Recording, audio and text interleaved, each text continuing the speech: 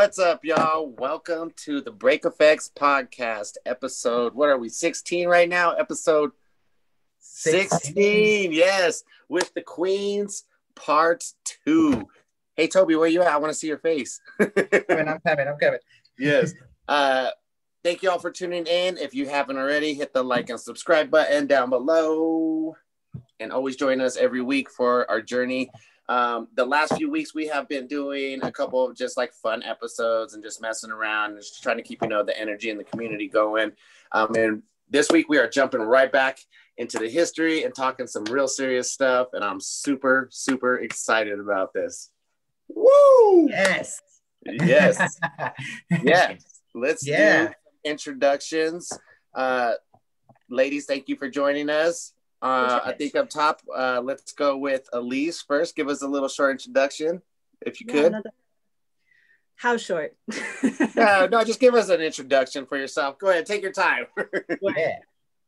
So I'm Elise Silva. Silva because I'm married to Adam Silva, otherwise known as A-Rock. And I started breaking, I don't even want to tell you how many years ago. Bro, I started right there with half my life ago. That's what I can say. It's been half my life. And that was how I met Adam. My original teacher was actually Rich Cervantes. Shout out to Rich. And I was in the Colorado scene for a little bit, but honestly, most of my initial growth happened in New York. I did my undergrad at NYU, so I was in downtown New York City for 4 years, and that was where breaking kind of took hold for me, and a lot of other street dance too, and club dance. That's where I fell in love with house. That's where I fell in love with whacking. And I also, just because this is Queens and because I want to be really specific about my female lineage too. I want to shout out Katya Hot, who was also here in Colorado and then also was in New York at the same time that I was. And she really helped foster a lot of my sort of commitment to the dance and a lot more of my confidence and security in the dance. So that's part of that lineage too. And then obviously there were other women in the scene here who motivated me and held it down, other members of my crew. And speaking of which, Street Styles crew. Before I get ahead of myself. So that's sort of my breaking history. And there are other aspects of hip hop that I've been involved in sort of tangentially. I started learning to write a little bit, especially from Ernie. And I started learning to DJ, mentored a lot bit by AL, and then a little bit also by Mimi Masala. And don't MC, not even gonna pretend to. That's an element that I never ventured into. And so that's sort of my relationship to hip hop. And I also will say that a big piece of why I came into hip hop and why I related to hip hop and stuck around was sort of the activist component. My first love in hip hop was going to hip hop shows. And for me at that point, it was all underground hip hop, exclusively. I was a snob about it and I didn't have any right to be at all. And so I was only listening to conscious rap, whatever stupid label that I had at that point in my life or whatever. But I feel that's important to name in terms of my history because I think that has a lot to do with why I landed with Queens when I did, because so much of my sort of struggle with hip hop as a white woman was feeling I'm not sure where and how I belong. And I didn't know how much of that was due to my race, because let's be honest, hip hop was not made for white women.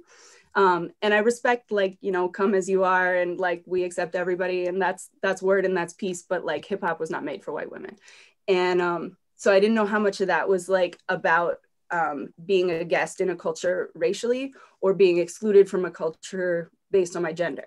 And so getting involved with Queens helped me to sort of like identify my space and my role and where to position myself in that sense. And I also will say that I came into Queens after my daughter was born. And that was kind of like a big reckoning for me in terms of my identity in womanhood. Both me becoming a mother and like how motherhood transformed my identity as a B-girl and as a woman and like on a whole. And also thinking about her as like a tiny female bodied person moving into this space and sort of like what I wanted to cultivate for her and what I wanted in terms of legacy. So that's my hip hop sphere. And then sort of like by day, I guess, I don't know, my other trade. I am an early childhood professional. I work in Boulder County government. I'm a teacher. And that also bears saying too, that like a lot of my relationship to hip hop is intellectual. I studied it a lot, like on kind of an academic level. And I think that's important to name because like I both had sort of like the basement relationship to it and the like, you know, secret practice spot relationship to it. And then also the like textbook and the analysis and the like critical lens and that kind of piece of it too, which, you know, isn't always like authentic to the culture. And I just want to name that like part of my experience wasn't necessarily just like in it. There was a part of it that was also kind of like observing from an outside perspective. I feel like that covered most of it. There might be other things to say, but that's me for now. Yeah, that's Elise, y'all. So awesome.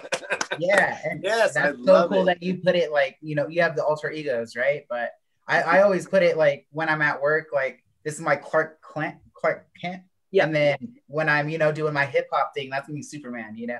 So yeah, totally get it. Awesome. Yes, thank you. And then down below, we got Danby. What's up, Danby? Give yourself a proper introduction. Hi, everybody. My name is Danby, and I currently am repping Queens of Hip-Hop and Inner City. How I started dancing primarily at a studio where I was learning ballet, contemporary, all of that fun stuff. And then our studio introduced breakdancing. And I always knew that I love hip hop when I actually saw Jabberwockies and BreakEFX on ABDC. So the chance I got to take a hip hop class, I took it. And from there, I begged my breakdance teacher, Elise, to teach me more. So she took me to where Ray trained, to where all the OG breakers in Colorado trained at Auraria campus. And from there, I met Inner City. They battled me in, and I met Cindy, and I was like, Cindy, I love what Queens does, and asked how I could help, and I've been with Queens since then. Yeah. Hey. That's how it started. Yeah. That's awesome. I love it. Welcome to the show. Thank you both for joining us and being a part of this. And we're going to have some serious conversations tonight. I'm excited about this. And I know if everyone watched the last episode, we left pretty heavy. We were on there for like 2 hours just going at it. It was crazy. It was really awesome.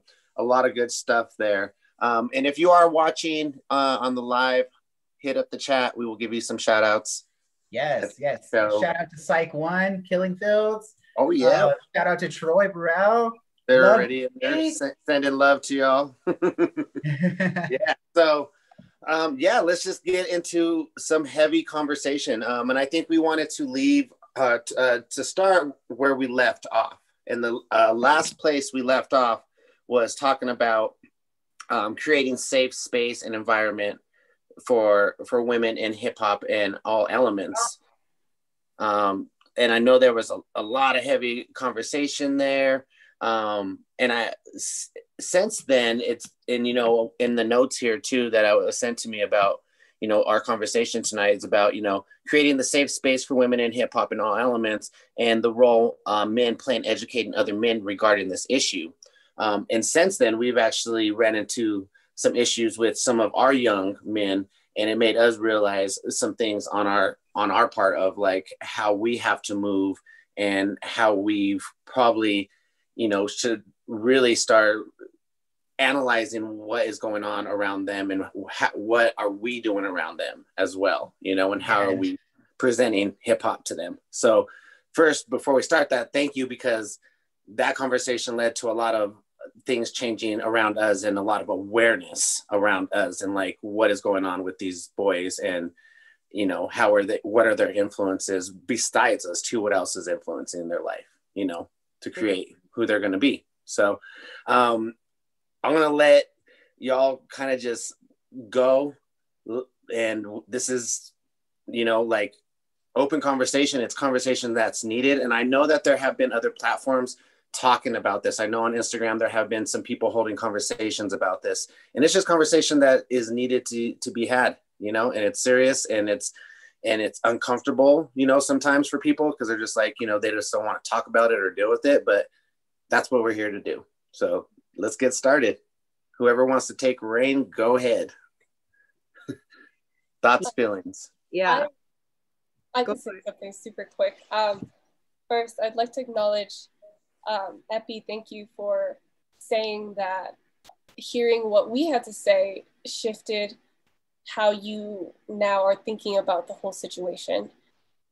And I can only speak from my personal experience, where when I first came into the scene, like I was young and naive, and like having people like older men come up to me and trying to teach me how to do things, like I thought that it was just them trying to help or going out of their way to be helpful, but in reality that might not have been the intent.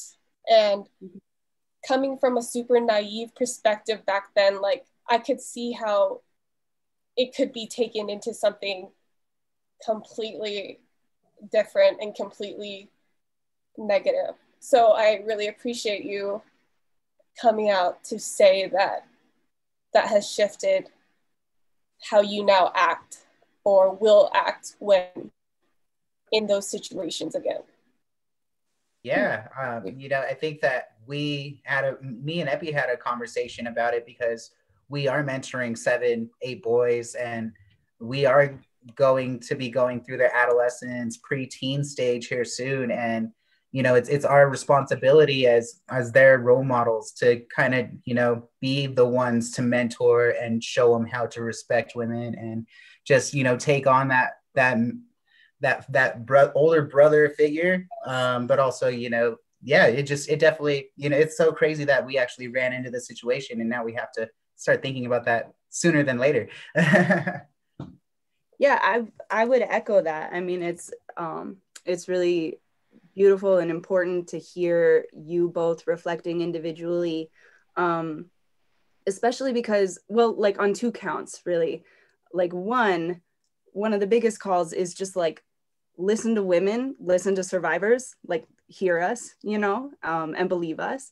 And so there's like that aspect that feels really like healing to me, to know that like you heard it and it meant something, and it moved you into a specific kind of action. So there's that I'm grateful for. And then there's also like just a really subtle shift in the way that you framed it, because like the original question was like, what can men do to educate other men? And I am really a sucker for language. Like I feel like words really matter. And so the semantics of that are like, there are some men that can do a thing, and there are other men that are causing harm. So what can these men do to help them? And for me, it's like, same men. It's all men. And like, we can get into the conversation of like, not all men. And also like, we all participate. And I will even like break down the binary and say that like women are capable of perpetuating our own oppression too. And it's harm to us. You know what I mean? And also I will just say like non-men, because I don't want to be exclusive to women only. Like the expansive gender bubble that is like not men, not cis men, gets harmed in that. And so like the fact that you tweaked that just a little bit in order to say like, yes, you're talking about how you mentor other boys, but you're reflecting on your own practices. No, and also echoing. But that feels really important to me, especially because like I will share, and this is a little bit Adam's story, so I don't want to like step into like what he has the right to tell for his self. But the fact of the matter is Adam and I are 6 years apart, and we met when I was 15. And that is like at best problematic, you know, and at worst it's like creepy and harmful. And we ended up married with a kid, and like some people could look at that as like a happy ending or like a beautiful outcome, right? And the reality is that like we had to move through a lot of like deep healing around the power dynamics that were present in our relationship that like squashed my relationships within the hip hop community. Like it was really hard for me to make friends because of my relationship with him and the way that that played out. That like squashed a lot of my identity development in like really critical years in my young life, that were like problematic in terms of my development of sexual identity. Like there were a lot of layers to that we really had to like actively work through and heal from. So I don't want to like categorically say that like, you know, men are predators and problematic, and like non-men, not cis men are like victims and need to be like helped and supported. But what I do want to highlight is that like the ability to like reflect on your own practices and those moments where like, oh, you know what, like that was harmful behavior, that was violent behavior, that was problematic behavior. Like that means a lot more to me than like calling your bro out or like all of the Facebook threats that when somebody comes up in our feeds that is like, oh, this dance person has been, you know, sending pics to younger women or soliciting whatever, and everybody immediately jumps on and is like, you're canceled, like I would kick that dude's ass, I would, you know, like all of these threats of violence. I'm like, I don't want to meet violence with more violence. I want you to understand yourselves. So that, like, just speaking for myself, like that is what is so moving to me, is like hearing you think about like your personal practices, rather than sort of an attack on this like theoretical other man, you know? Yeah. I mean, it starts with us first, right? Like we have to make the change within ourselves to be the right leaders, the proper men, the respectful gentlemen, in order to make the change. Like we can't just be like, you change, you know, like it starts with us. You know what I'm saying? It starts first and foremost with us first, you know? Yeah, and not to say like, I mean, I'll be firsthand, like I'm guilty of it in the past too, you know, and it definitely, you know, early 20s, you know, teenage 18, you know, it's different. You're thinking differently than you are as a man, you know, and now that I'm in my 30s and stuff, you know, you kind of, you look back at your behavior and you can kind of hindsight look at, you know, where you may have been wrong and where you can start doing better, you know, so yeah. Yeah, and I feel like sort of culturally, both on like the broad scale that is like this nation and what we perpetuate culturally, but also like within hip hop and within like our scene specifically, I think that there is a little bit of a culture of like secrecy a little bit, to be honest. Like I think that there is some like wanting to protect, or what I hear often is sort of like oh, but I know him, he's not like that. Or like I know how that really went, you know what I mean? And sort of like this diminishing, right? And I feel like there's like a kind of culture of accountability that I miss.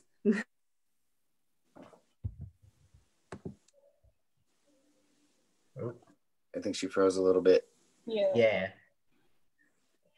Let's give her 1 second. Once. And what? Just kidding. Where'd you go? She was on it. She was killing it. I think we lost her. We'll try to get her back. In just a sec.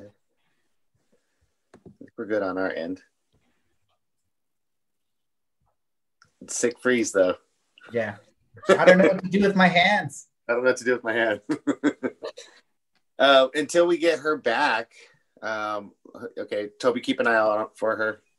Maybe she'll get us back. Danby, do you have any words to say about this topic? And relating back to how we can make space for the younger generation of women dancers, breakers, it's exactly what you said. It starts with people that are in mentorship positions, exactly like Toby said in the beginning. When dancers are very prone to being like their crew. So if you are there mentoring your kids, like, yo, that's not cool, or dude, that's not acceptable, like, that's exactly where we start to make space for all identities in hip hop. But Elise, you were on a roll. Elise, are you back? Can you hear us? I'm back in with you. I don't know. You hit this squeeze. You're like. You're here. But yeah, if you want to take off from where you left off, you didn't miss much. So. I don't know where I left off. What was because I was saying a lot of stuff and then you're going off. I love it. You were saying like when you're no, I don't even. You were saying like you're saying, oh, like I know him. He would never do that. Yeah. Word. Yeah. Okay. Yeah. Okay. Yeah. Yeah. So sort of this like diminishing, right, and this culture of secrecy. And what I miss, or what I like feel like is lacking, or more importantly, like what I feel like we could cultivate, is a culture of accountability, and not the kind of accountability that like you said, Epi, is just like you change or you change, you change or whatever, but the kind of accountability that's actually like attractive, you know, that feels like communally we could sort of hold each other and be like, hey, you know what, like, even though you're a person that caused harm, you like deserve dignity and you deserve community and you deserve support. And hey, like you were harmed and you deserve to be heard and you deserve to get the kind of like restitution and the reparation that feels appropriate to like what occurred. Like that's kind of like the beautiful holy land that I would love to arrive at. And I got to be honest, like, I don't have a 4-point plan. I don't have strategies. I don't have a PowerPoint to get us there. But yeah, just in terms of like saying what I want as much as saying like what I see lacking, it feels important to me. And so just like to name that, like that kind of accountability that looks attractive and that like doesn't rob people of like the things that they need, including community, feels really important to me. Yeah. Oh, that's awesome. Like great words. Like everything you said, just, it makes complete sense. Like the accountability thing, like it's just not there, you know, like it's really not. And it would be great if that could happen. It's like, how do we get there, you know? Yeah, for sure. I mean, like I said, there's no, you know, exact plan on how we get there. All we could do is just keep talking and opening up these conversations, and hopefully it leads to change and things happening, you know? And I do think some of it is exactly like what you guys are doing with this podcast right now, in terms of sort of like tracing histories and tracing relationships and like getting really clear about like, who are we to each other? You know what I mean? Like, I think that is really critical to engendering the kind of community that cares for itself, you know, that where like we take care of each other. Which also, like, to be totally transparent, feels a little weird for me to say on a couple counts, because like, one, this is a very personal journey for me. Like, this is some stuff that I really work through in terms of like how I've caused harm and how I can repair that, and like what that means for like me and my place in the community. And two, because I've actually like taken a pretty big step back, right? Like, I haven't been crazy active in the scene for a couple years now. And even before that, like, it was kind of dwindling. So like, even though I've been at jams and I've been training, and and Danby and I are like doing the thing, which also, like, I'm just gonna take a minute away from this super heavy conversation to just say shout out to Danby because like, all of the queens for sure have been family to me, which is dope. And I'm just like pretty impressed that I'm at this like later stage in my life of being 32 and now have my like girl gang. You know what I mean? Like, yeah, that feels pretty amazing. And within that, Danby and I think have been like the most solidly in communication out of me and the rest of the queens through this whole pandemic. Like, I think I've talked to you more, girl, than anybody else. Like, same. Yeah. Which I know I'm getting way off track right now, but you're good. Yeah. No, but I want to say that that's like, it's curious, and it's also like important to me in terms of intergenerational development, because like, Danby, I know that you refer to me sometimes as your like mentor or like whatever, and also like, genuinely, I learned so much from you, and I like grow as a human by being in relationship with you. Are we crying today? This is so beautiful. This is just a tribute to Danby, this whole podcast. Look. No, but the reason that I bring that up is both because I love you, and because like, in thinking about how we create safe spaces for women, I think that that kind of sort of like bi-directional relationship where like generations inform one another, and it's not just like a top-down, like, here, let me give you like what I got from my years in it, and then like you do the same thing or whatever, but where it's sort of this like symbiotic relationship.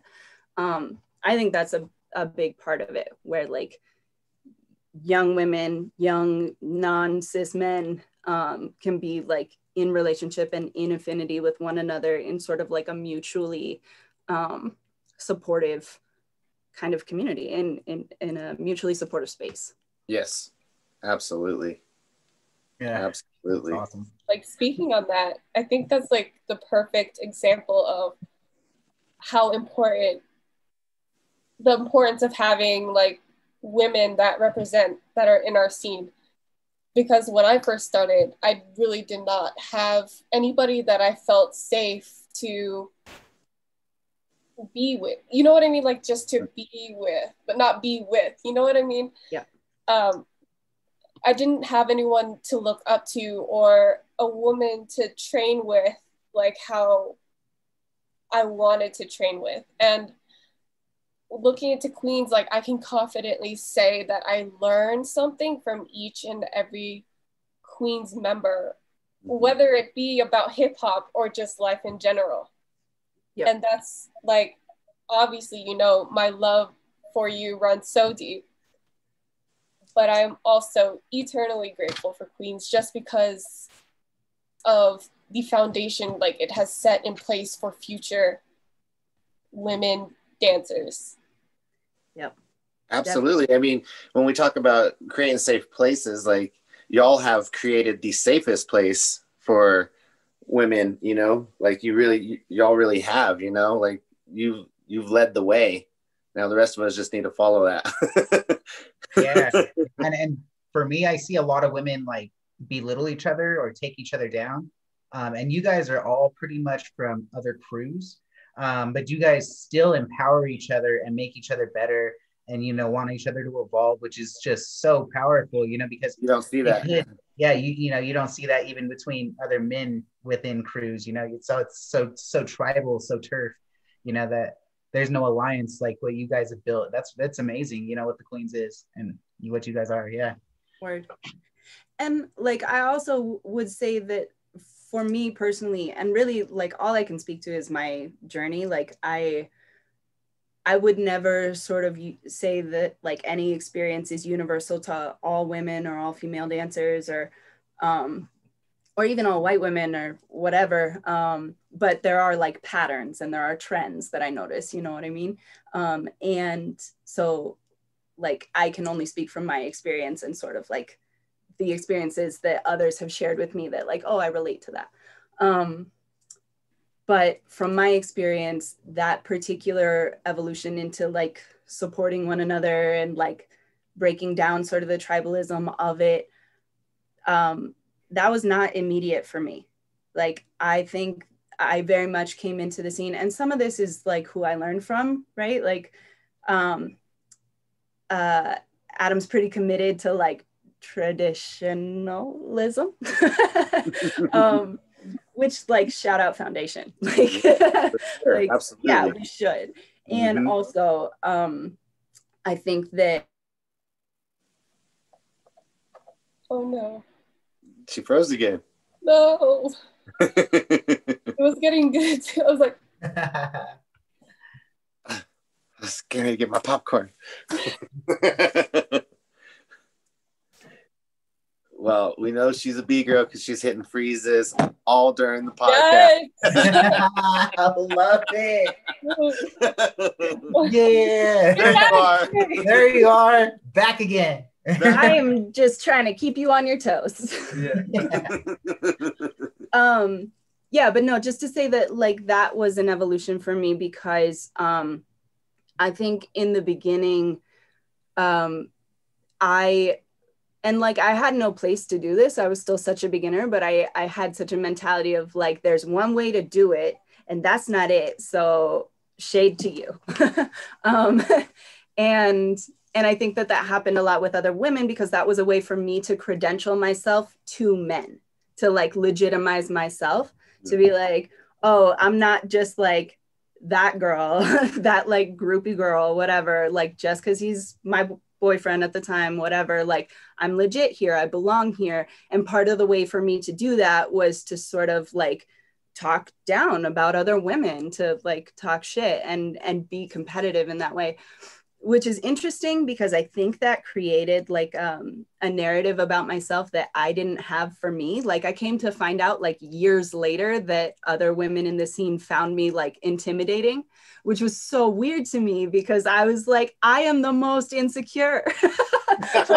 when I first came in the scene, I was like, Elise is dancing, I'm not gonna go. Which is like wild, which is so wild, you know, and to me that just like demonstrates the power of sort of like a male dominated space to affect the way that women interact with each other, even without a man ever sort of like explicitly saying like to a woman, like this is what's expected of you, or like talking shit to a woman or whatever, that it kind of just perpetuates itself because we do it to each other. That like by me wanting to like step into a male-centered space, the way for me to be most credible in that space was to push away my allegiance and affiliation with other women. And that's like sad and whack. And it took me a lot of years to get to a place where I could resist that, like consciously and actively. Yeah, definitely. Yeah. Wow. That's huge. That is so awesome. No. Let's see where we're at. We're doing good. One thing on just this whole topic of safe space and just educating younger men and boys and stuff on how to be better. I've been really wanting to get a woman's perspective on this, and when they hear this, because I've been having a lot of conversations, and it's always the same conversation with the b-boys, where it's like, oh, well, why'd you get into it, and you know, what was motivating you? And it's always like, oh, to get girls, and to you know, like it's always that. And I'm just like, why the fuck is it always that? Like, why? Like, how do we do better? And I'm just like, you know, like me and Toby had this conversation where I had to, like, you know, I'm like, myself, everyone around these boys, Jaden and all these boys, like, you, like, we gotta watch. You can't be talking that way, because there's an audience, you know, and we shouldn't be teaching them that. And like, and if that's our morals and values, then we need to check ourselves. But like, I'm just interested, like, because it's just all I fucking hear is like, oh, I got into it for the honeys, you know, like I got into it to get girls and stuff like that. And it's like, I'm like, how the fuck do we kill that? Like, how do we dead that, you know? But I'm just interested to maybe hear your opinion on it, and, you know, maybe some advice on, or just, I just want to hear your opinion, and maybe that will lead us into a better way. Envy, you got thoughts? I need a second. That's cool. I'll give you many seconds. I'll talk for a long time, and then when my computer freezes, then you jump in. Yeah. I know it's just such a serious thing, but I just have to bring it up because I think this is a good time right now for us and everyone watching to just learn something right now. I mean, like, one of the first things that comes up for me, and this is actually something that I've reflected on for myself too, so maybe there's something in here that is like not gender specific, but sort of like the pleasure or whatever that you get from sort of like conquering or dominating, you know? So like interrogating a little bit that piece of like, what is it about like getting honeys? What is it about like, you know, getting all the women, or like having people like be attracted to you in that way that is so compelling, you know? Like what are you so drawn to about that? And like I said, it's something I've thought about within myself, is sort of like when I have been most attracted to a person, it has something to do with them being like really solidly in their power, in their essence, and me being like, oh, like I want to be part of that. I want to be on that. You know what I mean? And like, what is it about like wanting to take somebody's power, you know, that's like attractive? That is, I think, a worthwhile question. And I know that's like not a question that you can ask to an 8-year-old. And at the same time, like, I do think that there's something there in terms of like, just like a why, you know, like, oh yeah, like what would it mean to you to get all the honeys? Yeah, no, I hear that. I hear that, and we you know, I got my group of nephews too, and their aunties are like, oh, they're getting all the girls in high school because they can dance, you know. And it's like, wow, I got us like, as Epi's saying it, I'm like, yeah, we're kind of, it's something that's been taught, and it's something that's it's passed through the generations, you know. It's like peacocking almost, in a sense, you know. It's like but yeah, it's when Ep said that, I kind of like, these conversations do need to be had so that we can catch those next times where it's like, oh wait, we should maybe do better, or we should do better, not maybe, but yeah. And I even think about, you know, like super early, like I said, sort of my like Clark Kent identity is this early childhood professional, and I think about the way that we talk to little kids and how like even with young boys, we're like, oh, he's going to be a heartbreaker. He's going to be such a little lady killer. Yeah, for real. Or with young girls, where, you know, like, oh, she's going to be such a heartbreaker. Like, like that we sort of assigned to them like super early this idea that like your merit is based on how people like fall in love with you. We like normalize it, like that's the thing to do. Yep. Yeah. And it's well, it's creepy. It really is. But it's also is just like damaging. Yeah.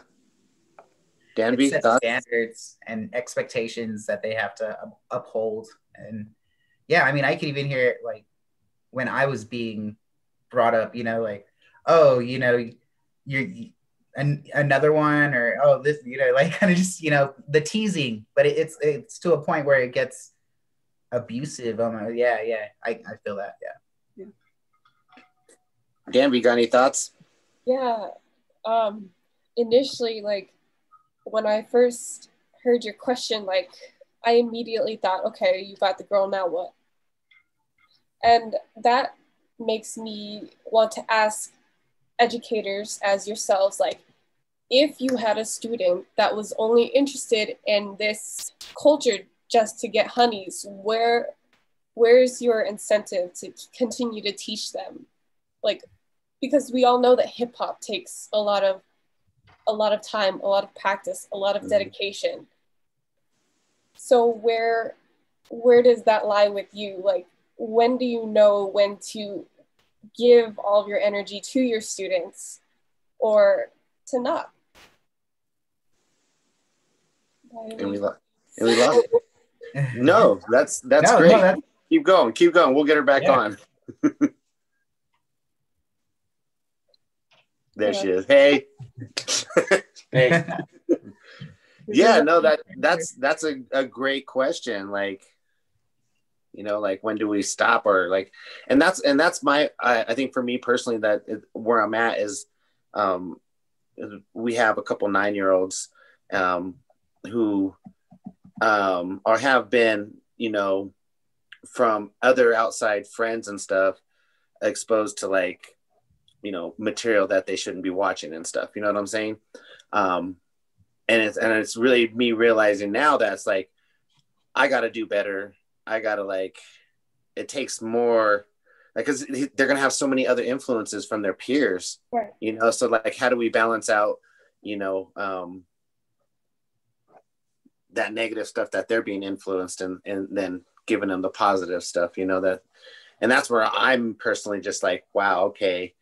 You know, I'm just kind of lost right now, Mike. I mean, like I said, I've been having conversations with the boys, like, how old were you when you first did this and this and this, and how were you exposed to this, and what were the conversations you had when you were younger? Because these are my experiences, so like, I can only go off my experiences on how I can just make better, you know, and I'm just like, I don't know, it's just such a huge issue. It's like, it's really important that we look at these things, and myself look at these things of like, all right, cool, like, I think for me, coming up as a dancer, like my dancer mentors never really talked to me about how to be appropriate around women. I think they always pushed it off as, oh, that's their dad's conversation, that's their dad's job. Where I'm realizing now, it's like, no, it takes a village. You know, it's going to take all of us, and their dance instructors are just as important role models as their fathers. You know, like, yeah, they have their fathers, but you know, we play another role where we should be doing more. And I also, like, I think about sort of modeling, like learning from women too. You know what I mean? Like where like if you're in a position of mentorship, that you can demonstrate to the people who are looking up to you that like, yeah, also some of my friends are women that I don't have intentions with. Some of the people that I learn from are women that I like don't have some alternate agenda for. That like I have these relationships that are built on this kind of respect, and like that's what it looks like in practice. Because I also think that like sometimes it can become kind of insular, and I think that men deserve to learn from other men, and also like it doesn't have to be all on men. and at the same time, like, I do think that there's like an affinity there that matters. Like when I was hearing you talk about like, how old were you when XYZ happened, that like, I think that if some of those responses could be shifted, that would be really beautiful too. Like I think about parties that I've been at where dudes reveal that they lost their virginity at like age 11, and I'm like, that's rape. Like that's not actually losing your virginity. You can't consent. So like, and like that gets like applauded, you know what I mean? Like other dudes are like, hell yeah, and like high five you or whatever. And then if a dude hasn't lost his virginity by like 20, then he gets called gay. Like that happened in my crew, and I didn't stand for it, you know, but I shouldn't have to be the only one. Like, you know, other men in my crew could have very easily been like, hey, what? Not cool. You know what I mean? So like having those conversations, and then also like thinking about like what the reaction is, like what are you demonstrating when you say like, oh, you waited? that's the thing. You know, like what does that mean? And I also like don't want to shame anybody at all. Like I'm not trying to say that like losing your virginity young is anything wrong, or that like waiting is righteous. But I do kind of want to make the point that like the way that gets communicated, it's not just about like explicit words of like, yes, do this, don't do that. It's also like in the way that we behave in response to what people share with us. I like immediately like I related this directly to high key like masculine toxic masculinity. We know what you mean. You know what I mean? Like Elise said perfectly, like you get dogged on for not losing your virginity at a young age, or you get high fives when you're getting to hook up with this girl or whatever. Like that is everywhere. And I could see how that has been carrying on from generation to generation to generation. But I do see where we could create a difference is when you don't get applauded for losing your, or to seeing multiple women at the same time, or whatever feels, you know, not right. Mm-hmm. And maybe not clowning on people that don't lose their virginity or don't have honeys or whatever. So initially, I think the change is just with seeing yourself as an example, setting an example of yourself for the kids you are mentoring. And I don't even know if like this is helpful, but if I had a dude come up to me and be like, yo, I want this, I could do this, blah, blah, blah, I would be like, okay, cool. I'm not interested. Peace. Yeah. That might just be me though. I don't know. I can't speak for every woman, but I just don't find that attractive. Yeah. And like there are women that do, and that's word too, yeah. Like whatever. And also like and I think this goes back to like safe spaces for women is like, when can we be in spaces where like that's just not a thing? That's just like not part of it.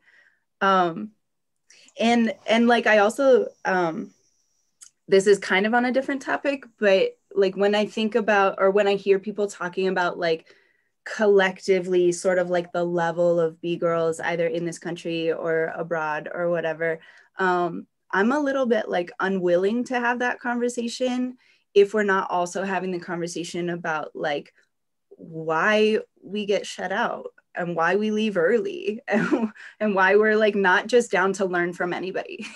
You know what I mean? Like I feel like, you know, people who are going to talk shit about like women should be on a certain level at this point, I'm like, okay, and like, can we be real about some of the reasons why we're not? Because it's not always safe. Yeah, straight up. That's just being real. And like part of my experience too was like not even like safe like in terms of like confronting violence, but safe like in terms of, am I going to be accepted? Like I think about, again, like going back to like really adhering to like traditional foundational breaking, and that being like really important to my teachers and like within my crew. And that like it was less acceptable for me as a woman to like get weird to like be a little out of the box, you know what I mean? Because like to be legit, I had to be like by the book. And I think that really like limited me. And when I was watching Castet on BC1, like in the final, I'm like, oh, she's a little weird. And it's dope. Like, and she's so legit, right? Like so legit to the game, and like clearly has it. And also like just funky, like off the wall a little bit. And it's like, it takes so much extra to like earn that permission as a female to like go against the grain and be more like authentic to your own weirdness, I guess, to your own sort of like uniqueness. And I think it comes from that like the way that we get sort of credentialed, and it's like, I don't know, do you really belong here? Like, can you be that legit? And I think that the level would change a lot if there was more of that, yeah, just like permission, both from ourselves, from our community, from men especially, to just be weird. Be weird. I mean, what I've been noticing, and just like the whole scene and stuff, and I don't know if other people are seeing this. When I watched the Red Bull BC ones, like I was more excited and intrigued and more tuned in when I was watching the B girls dance, because of exactly what you're talking about, is that she was just being herself. She was so loose and just like authentically herself. And all those B girls are on that stage, like they were themselves. Like they were like, they bring something unique. And now that you're saying this, it's like, you know, women like that are leading the way of like, yo, we're legit, we're real, like we're here, we got a voice, and we're just as strong, if not as better, you know. Like I personally think some of those B girls will just whoop everyone's butt, you know, like and just smack them up. Nah, like you dudes better go train. I've been telling everyone, like, you dudes better go train, like, because you're just gonna get smoked, dude. Like it's a level playing field now. To me, it just really is. I'm just like, any one of those B girls could just be in the, you know, it doesn't need to be B girl versus B boy. It could just, they can mix it up now, and it'd just be like, all right, who's just the best human breaker? You know, they're just at that level right now. So yeah, and I think we're at a moment in breaking where we are about to be official, and we have been, it's not like there's a boys team and a girls team. Yeah, we do that, you know, but we also have like the Bonnie and Clyde. We have been collaborating, and it's never been like, oh, they got their category, we got ours. And it's always been inclusive, but it can always be more inclusive, and there's still a lot more work to do. Yeah, I mean, definitely. I was really hyped that I think there was more B girls on the judging panel than there was B boys, right? Yeah, Great, that's freaking huge, you know. Like, but there's still a lot more to be done in the respect and safe places and stuff like that, you know. Like, wow. Yeah, I was also like really impressed and interested in the fact that they had 3 B girls as judges, and that it wasn't just a B girl event, because like that's when you start to move beyond just tokenizing, like, oh, you're the special B girl that will allow in our club over here, like you made it, good job. But when it's actually like, no, this is a breaking event, you're all experts, and deserve to be here. I want to believe that it's not because they were cheaper. I want to believe that it's not just because they paid them less. Because that's another thing that like I think we talked about, is like, you know, because mostly we're talking about men throwing events. It's not exclusively, like obviously we throw our event, and there's Big Girl City, there's all kinds of events that are run and organized by women that need to be uplifted. And also, like, when we talk about big scale shit, it's a lot of men at the top. So for those guys making decisions and holding the keys, Like, who are you letting in the door? Who are you paying to judge? Who did you even consider to judge? You know, when you're going down the list, like, oh, okay, so we have Soulmex, Street Styles, and Worm Tank. We need a representative from each of those crews. Are you even thinking about the women in those crews? You know what I mean? Like, it's worth sort of like interrogating just who even comes to mind. That is huge. Like, that's huge. Yeah. That's huge on so many levels, and you're making me feel like I need to definitely, like, when jams start happening, it's like, all right, we got to do better. Like, we got to do better, you know, all around. Weird. That's so dope. Yeah. I learned so much. So cool. Yeah. I mean, I think that a lot of work is the next generation and our mentorship there. And really, it starts with not just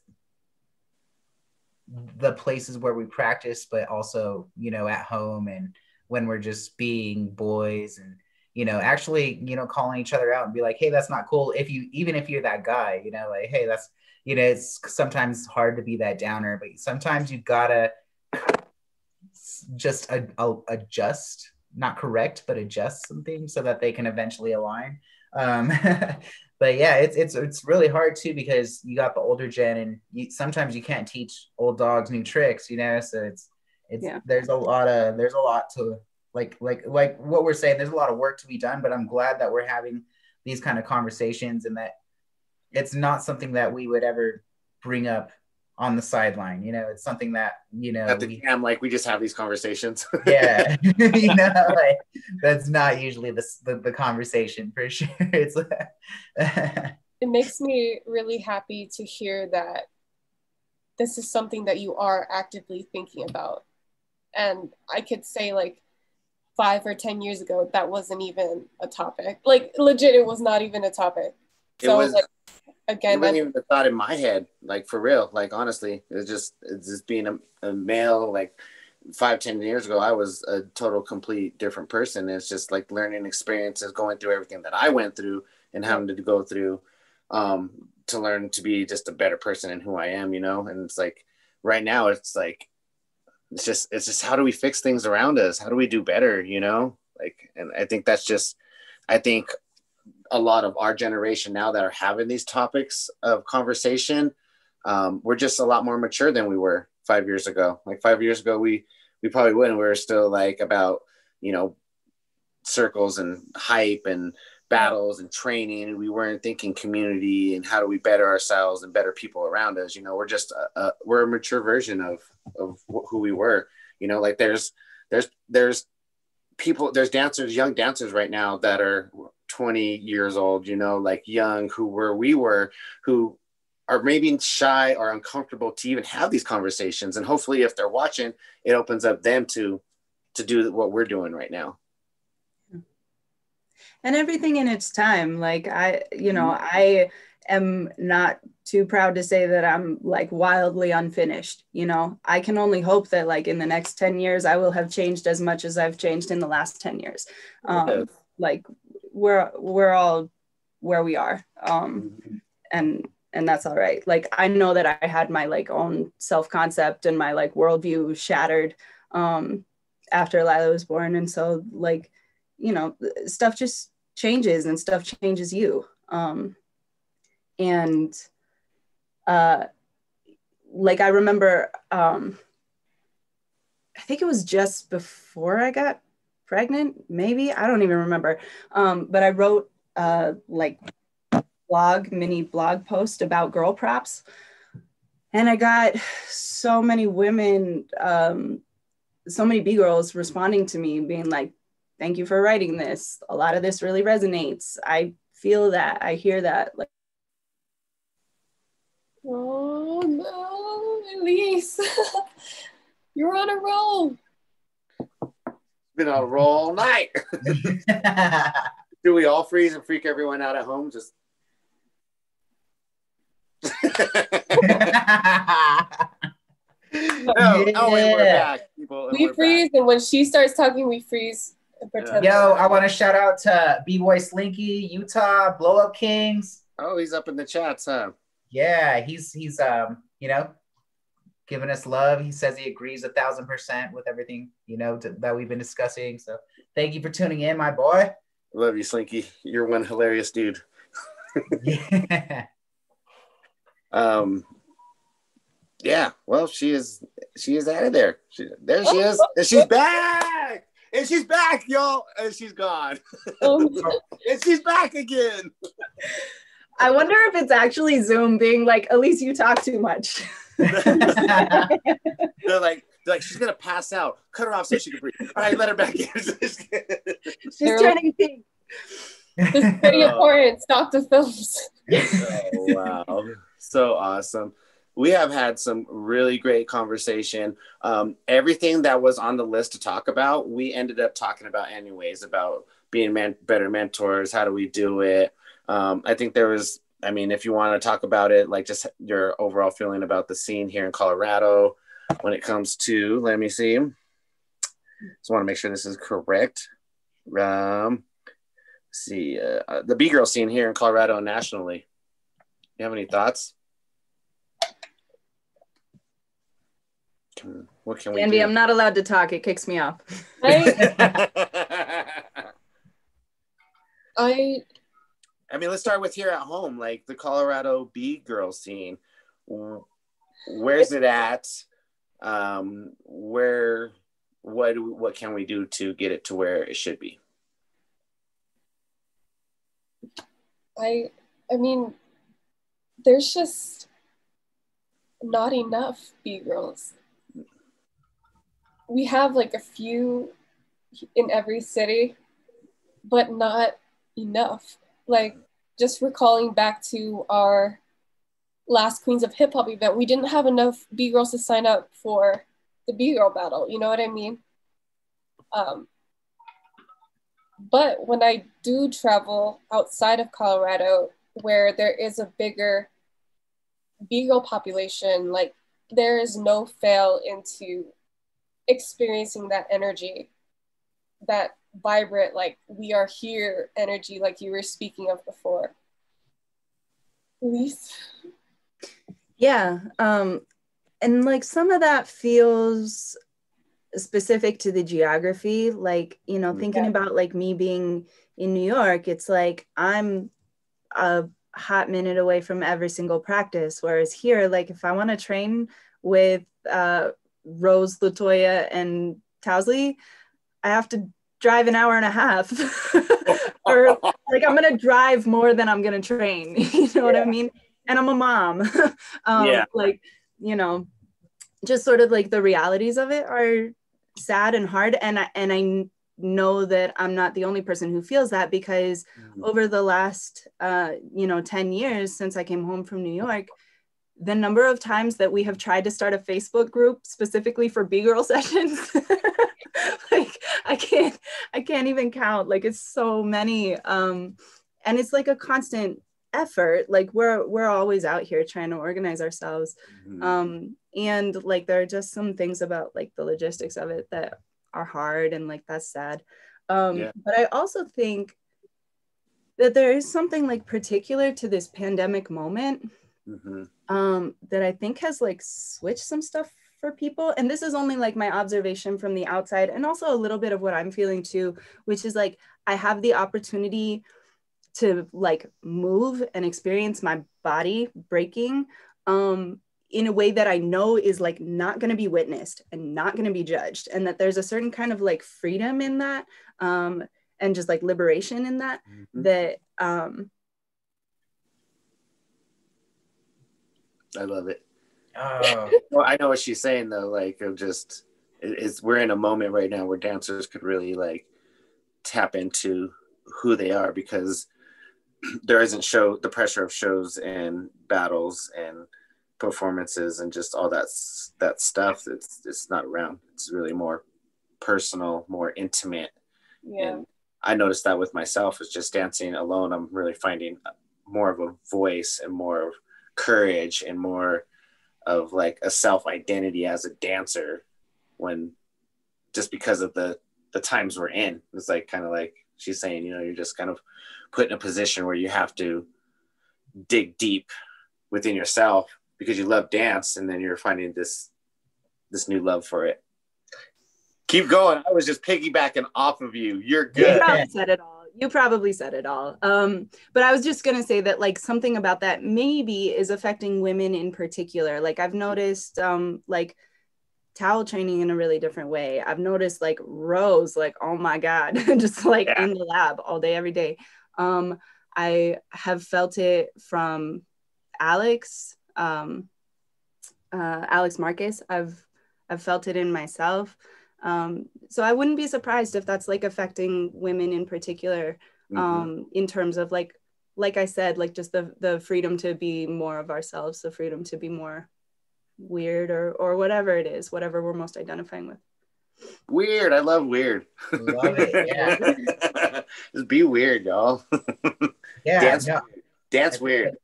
I think that's something like text and like striving for that perfection. You forget to think out the box or kind of just be abstract or go about things in a whole different, way of thinking. So I feel that too, it's just being alone with yourself. You kind of get to uncover some more layers of your dance and your movement, which is just, it's cool to uncover.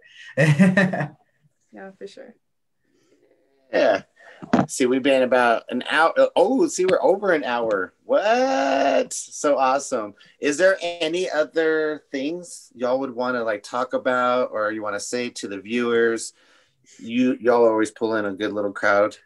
Any updates on Queens you'd like to let the world know about?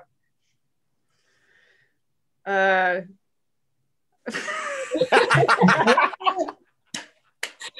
my God. I think we're all just trying to survive. Bro. In the rawest way said. We're all just trying to survive. And I mean, like we stay doing what we do.